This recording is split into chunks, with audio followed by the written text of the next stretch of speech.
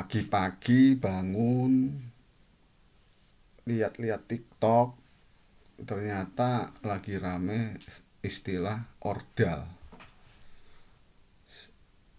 Saya cari tahu ordal itu apa sih gitu. Ternyata setelah saya info-info, cari-cari tahu di beranda TikTok lainnya, ternyata ordal itu orang dalam. Kemudian saya coba cermatin video yang muncul di beranda TikTok saya, ceritanya seperti apa sih. Ya ceritanya ya ternyata sedang trading di topik Twitter. Salah seorang yang cukup terkenal di dunia pertiktokan dan Twitter, orang yang sering memberikan motivasi dan bekerja di BUMN, ditenggarai, ya ini base dari cerita di TikTok ya, ditenggarai masuk BUMN lewat jalur orang dalam.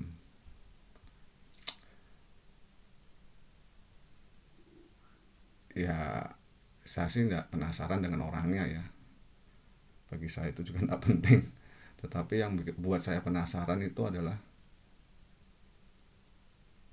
ordal dan BUMN, orang dalam dan BUMN. Artinya untuk masuk di BUMN ada jalur orang dalam. Menurut saya sejak 2003 ya saya tuh selalu aktif melamar pekerjaan di BUMN. Ada yang dipanggil tes, ada yang tidak. Kebanyakan tidak, karena kualifikasi saya underrate. Kalau nggak salah zaman 2003 itu kan IP yang diminta kan selalu 3 minimal. Giliran saya sudah tua, sudah afkir, baru sekarang rekrutmen BUMN turunkan grade-nya menjadi 2,75. Ya, jadi sejak 2003 sampai terakhir saya 2020 lah, tapi 2020 tuh ya saya iseng-iseng aja karena memang secara usia saya sudah tidak memenuhi syarat sih ya. Tapi dari 2003 sampai kurang lebih 2015 saya selalu aktif ngirim-ngirim lamaran pekerjaan di BUMN. Ya ada yang dipanggil, ada yang tidak, kebanyakan tidak. Kemudian yang dipanggil kebanyakan tuh langsung tewas di babak psikotes dan bahasa Inggris dan lain-lainnya. Ya artinya dari 2003 saya tidak pernah keterima di BUMN. Saya sih memang dengar-dengar saja. Ya desas-desus kan selalu ada lah gitu. Oh bisa itu pakai orang dalam, oh bisa itu ada kenalan di dalam. Ya itu desas-desus, saya nggak tahu itu benar apa tidak ya. Untuk rekrutmen BUMN saat ini kan kayaknya tidak mungkin ya untuk bisa menggunakan jalur orang dalam, karena semua kan by system rekrutmen bersama BUMN. Semua kan by system ya, jadi tidak mungkin lewat jalur dalam ya, semua kan sudah serba open ya. Jadi di TikTok itu saya jadi tahu ternyata kerja di BUMN bisa lewat jalur orang dalam. Ternyata bisa. Nah itu benar atau tidak ya saya tidak tahu, itu kan diduga ya, yang sedang viral malam ini kan diduga. Itu benar atau tidak ya saya nggak tahu, tapi saya tidak mempermasalahkan benar tidaknya, tapi yang saya permasalahkan adalah statement orang dalam dan BUMN. Ya menurut yang saya tahu sih ya saya tidak pernah nemuin orang dalam untuk meluluskan saya keterima di jalur BUMN ya, di pekerjaan BUMN. Saya tidak pernah ketemu orang dalam ya, karena memang orang dalam itu tidak perlu saya cari ya, karena orang dalam itu memang sehari-hari hidup bersama saya. Kita ngobrol bareng, kita ngopi bareng, kita merokok bareng. Ya orang dalam itu ya almarhum bapak saya. Ya, beliau pensiunan salah satu BUMN di kota Semarang. Terakhir beliau bertugas di kota Semarang sebelum pensiun. Jabatan setelah pindah dari Irian Jaya, dari Jayapura masuk ke kota Semarang, tadinya itu kepala bagian anggaran. Tetapi karena almarhum bapak ya mungkin orangnya juga iseng, ya akhirnya ya dimasukkan kotak, ya istilahnya ya dimasukkan kotak sebagai pemeriksa internal. Ya kalau di tingkat pusat itu SPI, Satuan Pengawas Internal, di salah satu BUMN di Jakarta, di Semarang ya, kantor pusatnya kan ada di Trunojoyo itu. Ya itu, buat apa saya cari orang dalam di BUMN kalau ternyata orang yang saya cari itu ya ada di kehidupan saya sehari-hari, setiap jam, setiap menit. Apalagi ketika beliau sudah masuki masa pensiun kan ya di rumah terus. Kadang ya saya ngerokok bareng, ngopi-ngopi bareng, ya cerita-cerita pengalamannya almarhum bapak sebagai seorang pegawai BUMN itu seperti apa. Cuma ada satu momen almarhum bapak itu bercerita kepada saya. Tiba-tiba saja almarhum bapak itu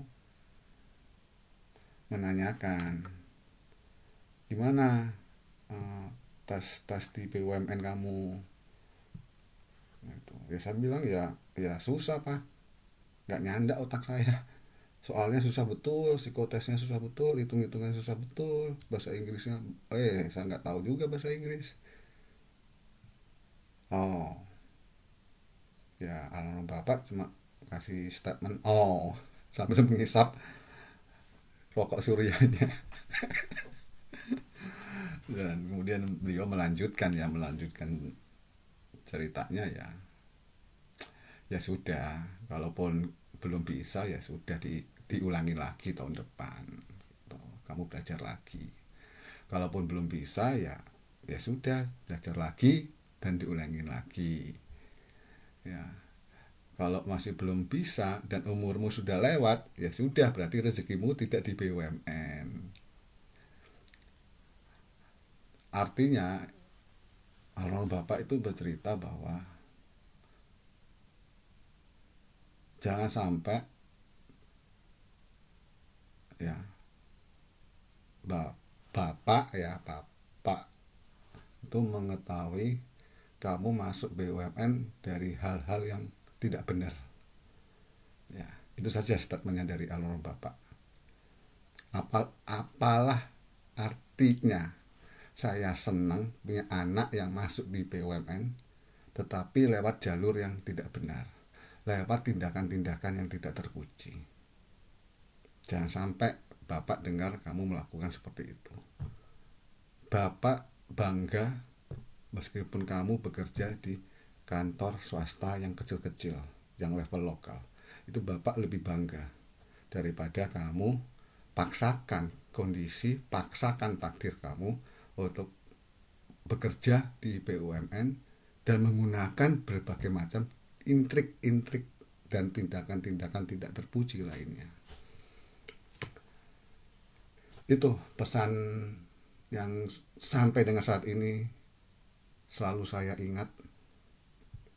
Dan ternyata malam ini cerita saya sama almarhum bapak kurang lebihnya itu 10 tahun yang lalu ya, terjadi malam ini ya.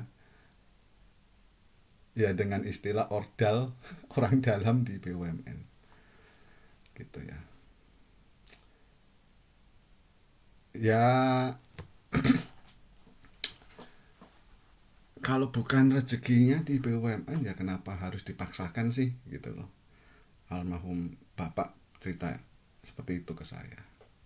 Rezeki bukan hanya dari BUMN saja, rezeki bisa dari bidang yang lain, asalkan kamu tetap berusaha dan tetap berpikir, tetap belajar, pasti rezeki itu dikasih kok sama Tuhan gitu. Jangan apa ya, jangan kecil hati gitu loh ya. Kalau orang-orang mengecilkan pekerjaan kamu ya sudah, kan urusannya orang berbeda, kehidupan orang kan berbeda dengan kamu. Yang terpenting adalah kamu selalu berusaha untuk kehidupan kamu yang lebih baik, dan kehidupan yang lebih baik itu kamu jalani dengan proses yang benar. Beda kalau kehidupan yang lebih baik itu diketahui di kemudian hari kamu jalani dari proses yang tidak benar. Itu sebenarnya kesimpulan dari nasihat almarhum bapak saya gitu ya. Jadi ini yang bisa saya share ke teman-teman ya, ordal dan BUMN. Ya saya tidak mau membela atau menyudutkan lah, saya juga tidak kenal orangnya itu, dan juga tidak penting buat saya untuk kenal orang itu. Ya tapi ya ini murni dari pengalaman saya ya. Suhunya saya gagal masuk BUMN ya sudah terjadi di saya ya. Jadi ya semoga BUMN menjadi lebih baik lagi ya, menjadi sebuah perusahaan yang benar-benar mensejahterakan, bisa mensejahterakan masyarakat. Gitu saja yang bisa saya sampaikan. Terima kasih, selamat malam.